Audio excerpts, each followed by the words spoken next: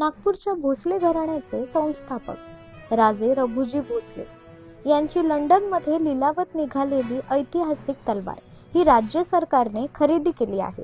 त्यामुळे आपल्या मराठा साम्राज्यातील एक मौलिक आणि ऐतिहासिक ठेव आता महाराष्ट्रात येणार आहे। रघुजी भोसले हे छत्रपती शाहू महाराजांच्या काळातील मराठा सैन्यातील एक महत्त्वाचे सरदार होते। त्यांची युद्धनीती आणि शौर्य यावर प्रसन्न होत छत्रपती शाहू महाराजांनी त्यांना सेनासाहिब सुभा ही उपाधी दिली होती। रघुजी भोसले यांनी 1745च्या दशकात बंगालच्या नवाबांविरुद्ध युद्ध मोहिमांचे नेतृत्व करीत मराठा साम्राज्याचा बंगाल, ओडिशापर्यंत विस्तार केला होता। दक्षिण भारतात सुद्धा त्यांनी आपला लष्करी आणि राजकीय दबदबा निर्माण केला होता। ही तलवार मराठा शैलीच्या फिरंग पद्धतीच्या तलवारीचा उत्कृष्ट नमुना आहे।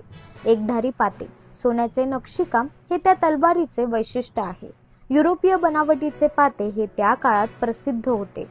या पात्याच्या पाठीवर तळाशी श्रीमंत रघुजी भोसले सेनासाहिब सुभा असे सोन्याच्या पाण्याने लिहिले आहे। 1817 मध्ये नागपुरात ईस्ट इंडिया कंपनीने भोसल्यांच्या खजिन्याची लूट केली होती। त्यात ही तलवार नेली असावी असा जाणकारांचा अंदाज आहे।